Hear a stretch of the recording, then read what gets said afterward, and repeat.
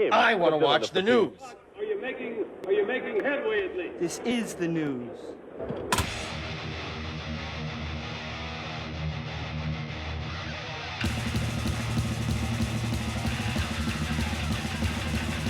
Smack 'em on gob, everybody. Such sad news, man. Les Binks has died. I just got a call from my friend, my co-host of my podcast, Rock and Metal Combat Podcast, and seriously, he's told me this less than an hour as you're seeing this. So I have to do a little tribute because Les Binks is my favorite Judas Priest drummer. I absolutely love his drumming, and I thought he was the best in Judas Priest. And I was very excited for KK's Priest, and then I was very disappointed when I found out he ended up not being in KK's Priest. They still got a great drummer, but I never got to see Les Binks live, and I wish I could have.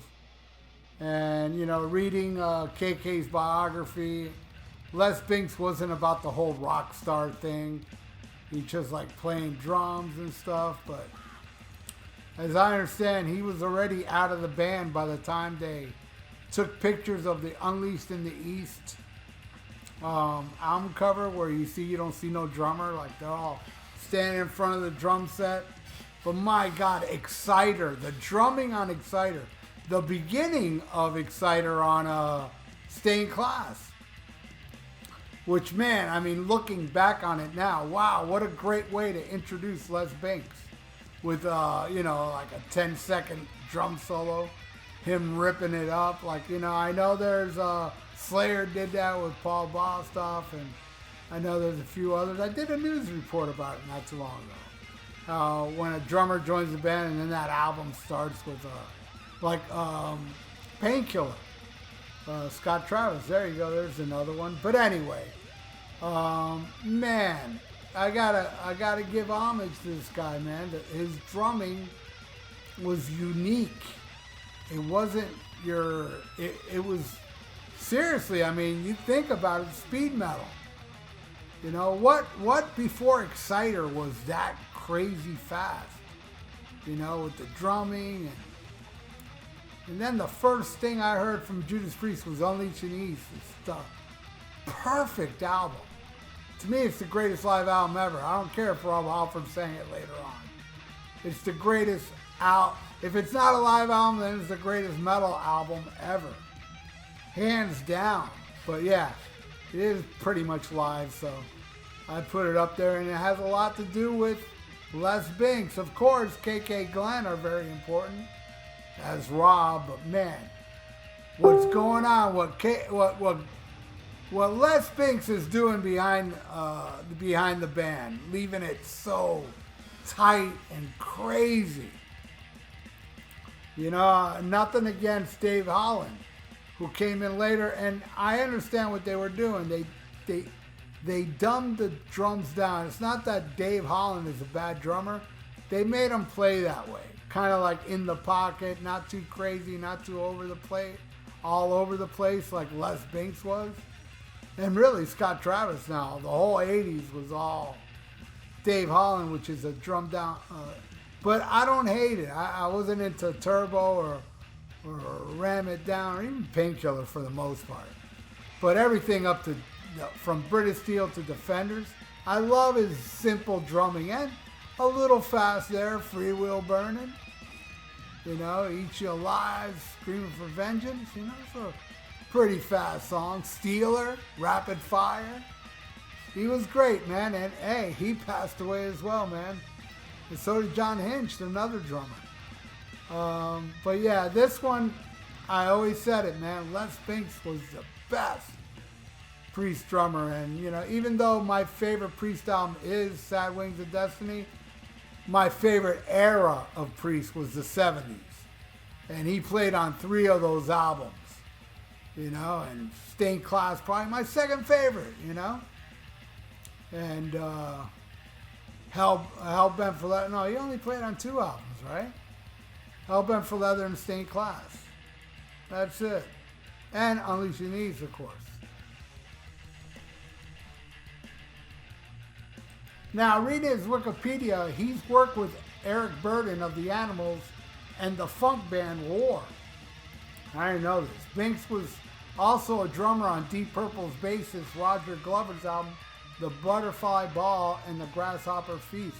Yeah, I know of that album because Ronnie James Dio sang on it. And there's a video of a frog singing, you know, and it's Ronnie James Dio. Anyway, it's an animated video. The album project began as a soundtrack for an animated film of a well-known English child's book. That's the Butterfly Ball, you know. And yeah, and what else have he done? He played in a pop band, Fancy, who had 2 U.S. hits in 1974 with a cover of Chip Taylor's Wild Thing and Touch Me, and Fancy's Feel Good from the album Wild Thing has been sampled over 100 times, most notably by the Beastie Boys on the song 3 Minute Rule on the album Paul's Boutique. I love that album, by the way. Anyway, yeah, then he joined, I guess there was a connection with Roger Glover since he produced Sin After Sin. Binks joined Judas Priest shortly after that. It was Simon Phillips who played drums on that album. But yeah, and he helped write Beyond the Realms of Death, a killer Judas Priest classic, you know. And he's and it says here he also was with a new wave band, the Human League. I know that band. Don't you want me, baby? Oh no, it says Take on the World was covered by Human League. Alright. The band Spoon released a version of Wild, which sampled Les Binks' drum patterns from Take on the World. Yep, and Binks left the band just before the start of the North American leg of Killing Machine, Hellbent for Leather tour. Binks said in 2017 that he left because he felt he was essentially hired as a freelance session drummer by the band and was never made an official member. He felt insulted when the band's then manager, Mike Dolan, suggested that he waive his fees, not get paid for his performance on the live album Unleashed in the East. That is a platinum seller. Oh, that's cool to know. In 1979, Binks joined Charlie Whitney and Axel Point at the remaining active British hard rock metal band.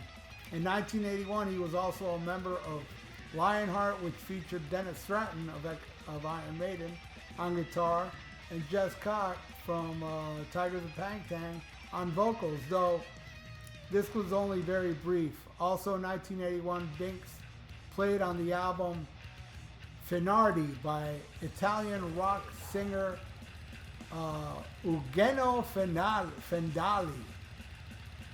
Oh man, you know, Binks toured with Lionheart and Tyrant, and since then Binks has appeared in a classic rock cover band around South London called the Shakers with David Bruce guitarist Pete Friesen, formerly from Jeff Beck and Alice Cooper, and vocalist Tom Lundry of the Poor Mouse.